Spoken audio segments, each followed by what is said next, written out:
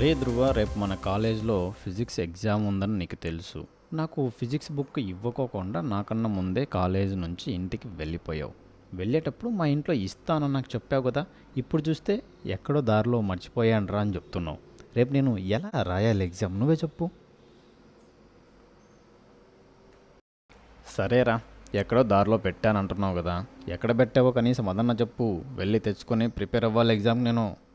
Hello, వినిపిస్తోందిలే, చెప్పు. ఎక్కడ పెట్టావు? ప్రెస్ బాక్సా? రెడ్ కలర్దా? ఓహో, సర్లే, తెచ్చుకుంటా పోయి.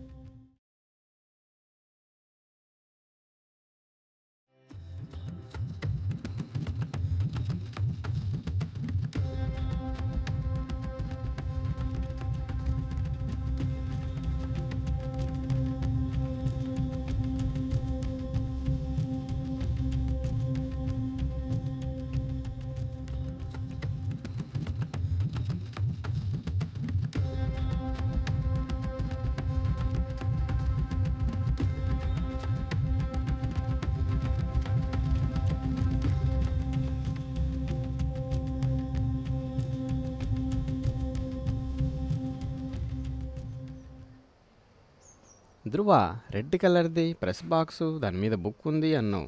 ఎక్కడ? టౌన్లో నేను చాలా చోట్ల వెతికి చూశాను. ఒక్క ప్రెస్ బాక్స్ మీద కూడా బుక్ నాకు దొరకలేదు.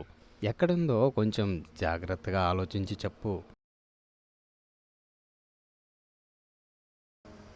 సరేరా, నువ్వు చెప్పినట్లే నేనున్న ప్లేస్ని ఆరిజిన్గా తీసుకొని ఒక కోఆర్డినేట్ సిస్టమ్ని ఇమాజిన్ చేసుకుంటున్నాను.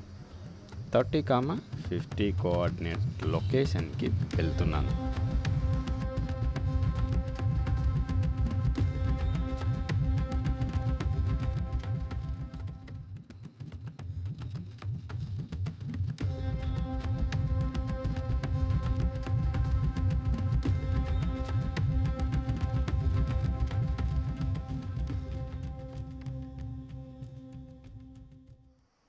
అమ్మయ్యా, మొత్తానికి బుక్ అయితే దొరికేసిందిలే.